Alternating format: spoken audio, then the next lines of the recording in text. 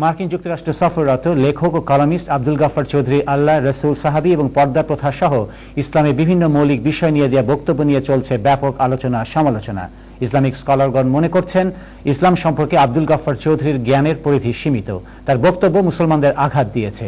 আল্লাহর গুণগত নাম নিয়ে জঘন্য বক্তব্যের পর তিনি মুসলমান থাকতে পারেন না বলে অভিমত প্রকাশ করেছেন অনেকে। এ ব্যাপারে আইনজীবীরা বলছেন, ব্রিটেনের racial act and hatred act 2006-এর অধীনে তার বিরুদ্ধে আইনগত ব্যবস্থা নেওয়ার সুযোগ রয়েছে। আমাদের সিনিয়র রিপোর্টার ইব্রাহিম খলিলের রিপোর্ট, ক্যামেরায় ছিলেন রেজাল করিম মৃধা। আল্লাহর 99 নাম সবগুলাই কিন্তু এই কাফেরদের দেবতাদের ভাষা ছিল।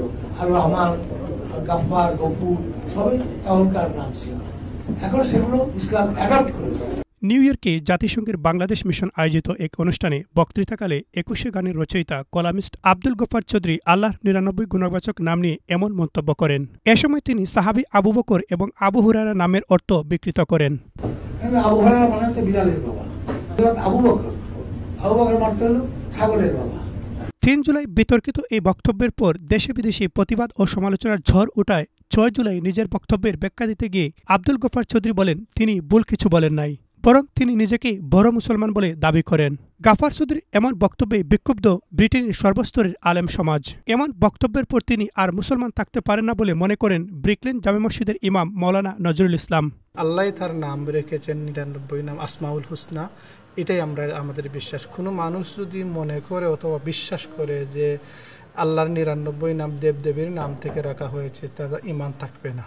ওনার সাথে মুসলমানদের সব ধরনের সম্পর্ক ছেদ করা উচিত এবং সবকে বলে দেওয়া উচিত যে উনি মুসলমানদের অন্তর্ভুক্ত নন। গাফফার চৌধুরীকে তওবা করার আহ্বান জানিয়েছেন বায়তুল আমান জামে মসজিদের খতিব মাওলানা আব্দুল মালিক।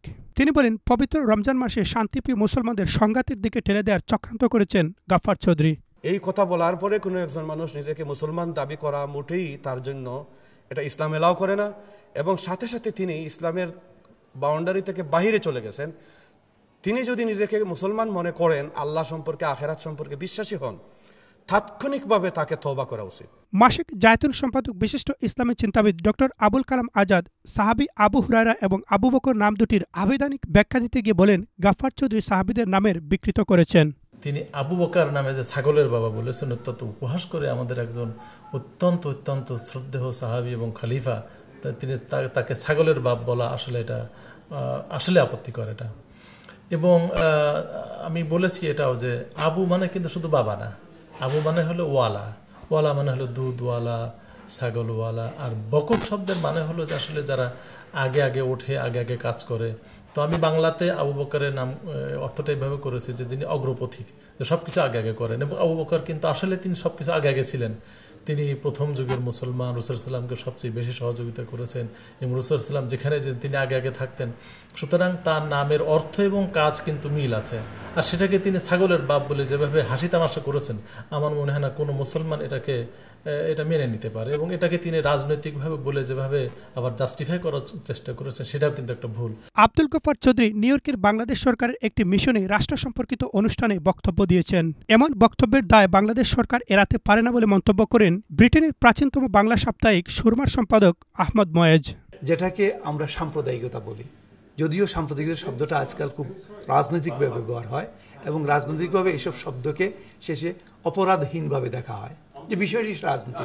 আসলে এটাকে আমি অপরাধ হিসেবে দেখতে চাই, যে মানুষকে আপনি শুধু বিনা কারণে উস্কে দিতে পারেন না। মানুষের বিশ্বাসের উপর আঘাত আনার অপরাধী ব্রিটেনের রেশিয়াল অ্যান্ড হেট্রেড অ্যাক্ট 2006-এর অধীনে আইনগত ব্যবস্থা গ্রহণের সুযোগ রয়েছে বলে জানান ব্যারিস্টার তারেক চৌধুরী। যে দেশে রয়েছে যে রিলিজিয়াস হেট্রেড অ্যাক্ট রয়েছে, এবং এই অ্যাক্ট অনুযায়ী কেউ যদি এমন তার আচার আচরণ দ্বারা কোনো কিছু করে যেটা রিলিজিয়াস হেট্রেড বাড়িয়ে দেয়, তাহলে সেক্ষেত্রে সে আইনের আশ্রয় নিতে পারে। সেক্ষেত্রে আইনের আশ্রয় নিতে তো শাস্তি তো রয়েছেই। এবং এক্ষেত্রে মেইন যে জিনিসটা দেখা হয় যে যিনি বলেছেন তার ইন্টেনশনটা কী, তার ইন্টেন্টটা কী। যদি এই ইন্টেনশনটা থাকে যে রেশিয়ালি হেট্রেড ক্রিয়েট করা, স্টিয়ার আপ করা, তাহলে উনি হয়তো শাস্তিযোগ্য অপরাধ করেছেন। আলেম, ওলামা, সাংবাদিক, আইনজীবী সকলেই এক বাক্যে বলেছেন, মানুষের বিশ্বাসে আঘাত অমার্জনীয় অপরাধ। Ibrahim Khalil, channels news, London.